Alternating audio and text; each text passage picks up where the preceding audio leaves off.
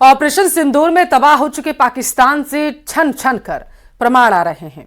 आतंकी अड्डों की बर्बादी की तस्वीरें, पाकिस्तानी सैन्य अड्डों की तबाही की तस्वीरें, इनके साथ ही पाकिस्तान परस्त कुछ देशों की कारस्तानी को भी भारत ने नोट कर लिया है।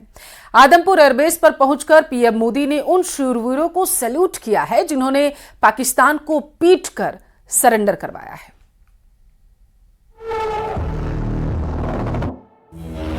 भारत माता की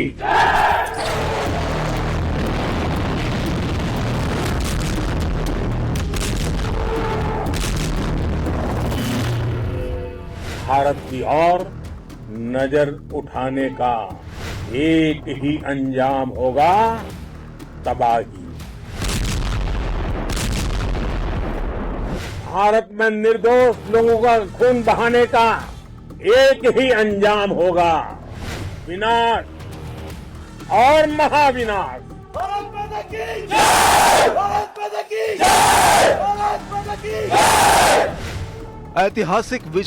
ऐतिहासिक विजय उत्सव, ऐतिहासिक संबोधन और दुश्मन को आखिरी चेतावनी। भारत माता की जय! भारत माता की जय! भारत माता की जय! आपने पाकिस्तानी फौज को भी बता दिया है, पाकिस्तान में ऐसा कोई ठिकाना नहीं है जहां बैठकर आतंकवादी चैन की सांस ले सके। नरेंद्र मोदी ने उन योद्धाओं को सैल्यूट किया है जिन्होंने इतिहास रचा है। दुश्मन देश को 90 घंटे में मिट्टी में मिला देने वाले सूरमाओं को पीएम मोदी ने पूरी देश की तरफ से बधाई दी है। वो भी उसी एयरबेस पर पहुंचकर जहां से पाकिस्तान की पराजय की पटकथा लिखी गई।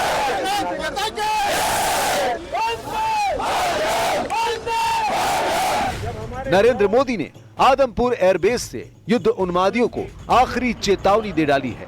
मगर आदमपुर से मोदी के मैसेज के मायने सिर्फ पाकिस्तान को उसकी हैसियत बताने भर का नहीं।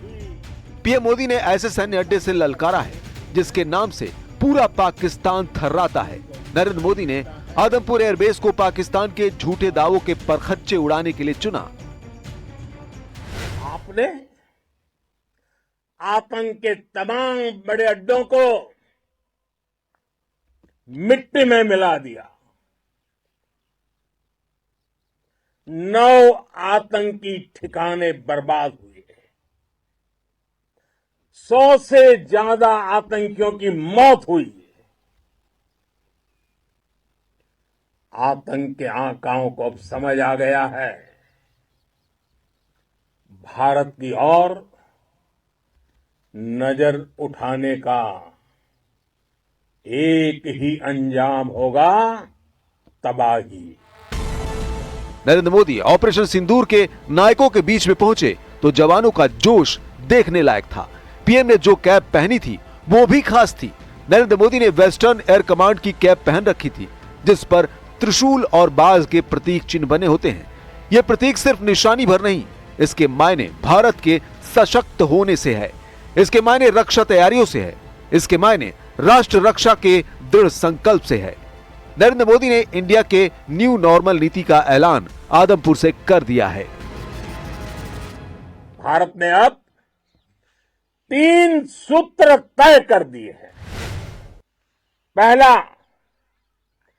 भारत पर आतंकी हमला हुआ, हम अपने तरीके से, अपनी शर्तों पर, अपने समय पर जवाब देंगे।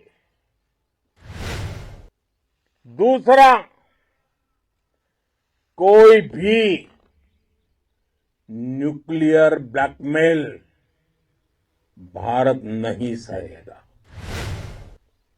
तीसरा, हम आतंक की सरपरस्त सरकार और आतंक के आकाओं को अलग अलग नहीं देखेंगे। पीएम ने आदमपुर एयरबेस पर ऑपरेशन सिंदूर को सफल बनाने के लिए वायुसेना को सबसे ज्यादा सराहा। भारत के आसमान को अभेद्य रखने वाले वायुवीरों को पीएम ने पाकिस्तान में 100% टारगेट हिट करने पर देशवासियों की तरफ से बधाई दी। मैं गर्व के साथ कह सकता हूं कि आप सभी अपने लक्ष्यों पर बिल्कुल खरे उतरे हैं। पाकिस्तान में आतंकी ठिकानों और उनके एयरबेस ही तबाह नहीं हुए, बल्कि उनके नापाक इरादे और उनके दुस्साहस दोनों की हार हुई है।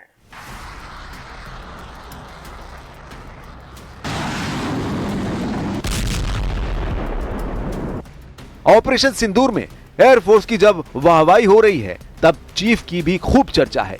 साथ ही उन एयर मार्शल की प्रशंसा भी जिन्होंने पाकिस्तान को धूल चटाई है।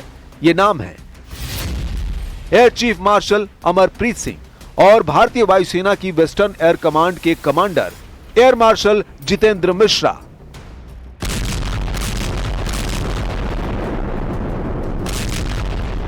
पाकिस्तान के 11 सैन्य ठिकानों की तबाही एयर चीफ अमरप्रीत सिंह ने तय की। उन्होंने पाकिस्तान में घुसकर हमले के लिए सर्वश्रेष्ठ फाइटर पायलट चुने। नूर खान एयरबेस की बर्बादी का ब्लूप्रिंट तैयार करने के बाद चीफ एयर मार्शल ने ऑपरेशन की निगरानी के साथ मिशन का मूल मंत्र दिया। चीफ एयर मार्शल ने मिशन पर जा रहे जंगी पायलटों को कहा था, we should go for the kill, मतलब दुश्मन को मार गिराना चाहिए। चीफ के बनाए प्लान, चीफ के तय किए योद्धा, चीफ के दिए टारगेट के बाद एक्शन का वक्त आया। तब वेस्टर्न एयर कमांड के कमांडर जितेंद्र मिश्रा का युद्ध कौशल दिखा। फाइटर पायलट मिश्रा ने integrated command and control system के जरिए भारत के एयर डिफेंस को अभेद्य बनाया। वेस्टर्न कमांड के तहत भारत का पश्चिमी हवाई कवच संचालित होता है और जितेंद्र मिश्रा की रणनीति ने पाकिस्तान को हर मोर्चे पर पस्त कर दिया।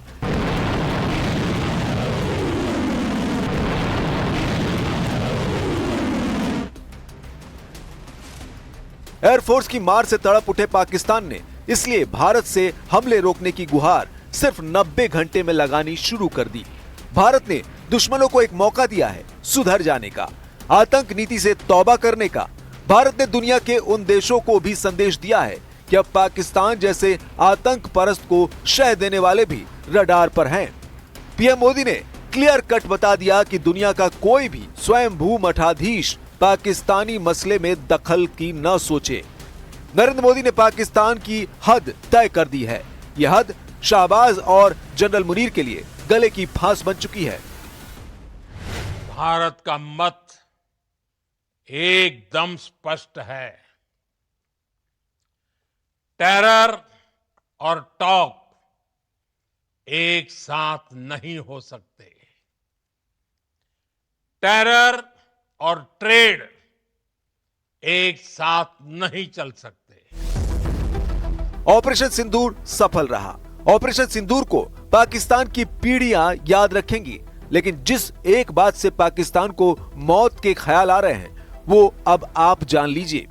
पाकिस्तान को इस बात का खौफ खाया जा रहा है कि कहीं भारत S-400 के बाद रूस से S-500 की डील न कर ले, जिसके भारतीय डिफेंस लाइन में शामिल होते ही पाकिस्तान की बर्बादी की गारंटी मिल सकती है। ऑपरेशन सिंदूर में भारत ने रूसी एयर डिफेंस सिस्टम S-400 और स्वदेशी डिफेंस सिस्टम आकाश और बराक के साथ मिलकर पाकिस्तान के ड्रोन और मिसाइल को धुआं कर डाला, जिसके बाद रूस की न्यूज एजेंसी ने भारत को S-500 एयर डिफेंस सिस्टम की पेशकश वाली रिपोर्ट की है। S-500 दुनिया का सबसे एडवांस और ताकतवर एयर डिफेंस सिस्टम है। रूस की न्यूज एजेंसी RT इंडिया ने सोशल मीडिया में पोस्ट कर S-500 की डील का माहौल बनाया है। S-500 रूस का next generation air defence system है, जिसे स्टेल्थ जेट से लेकर हाइपरसोनिक मिसाइलों तक से मुकाबले के लिए डिजाइन किया गया है। रूस में S-500 को मॉडर्न वॉरफेयर का अजेय लड़ाका कहा जाता है। रूसी सेना दावा करती है कि S-500 air defence system ballistic मिसाइलों को 600 किलोमीटर तक की रेंज में ढेर कर सकता है। S-500 हाइपरसोनिक हथियार, लो ऑर्बिट सैटेलाइट, F-35 और B-2 बॉम्बर जैसे 5वीं पीढ़ी के विमानों के चिथड़े उड़ा सकता है। S-500 को लेकर दावा किया जाता है कि ये मैक 20 तक की रफ्तार से एक साथ 10 हाइपरसोनिक टारगेट को ट्रैक और इंगेज कर सकता है। भारतीय सेना के पास पहले ही S-400 है, जिसे सुदर्शन चक्र कहा जाता है। वही S-500 की डील की चर्चा भर से पाकिस्तान की धुकधुकी बढ़ गई है, जबकि भारत ने अब तक रूस के नए लड़ाके के लिए डील पर विचार तक नहीं किया है। हालांकि रूस आधिकारिक तौर पर भारत को S-500 प्रोमेटी एयर डिफेंस सिस्टम का ऑफर दे चुका है, लेकिन भारत ने इस पर कोई बयान नहीं दिया है, जबकि पाकिस्तान में S-500 के नाम से जर्नैल कर्नैल छटपटा रहे हैं। पीएम मोदी ने ऑपरेशन सिंदूर की कामयाबी के बाद देश को बताया है कि भारत मेड इन इंडिया हथियारों से ही पाकिस्तान जैसे कायर दुश्मन को कब्र में पहुंचा सकता है। इसलिए जिन्हें भय में जीना चाहिए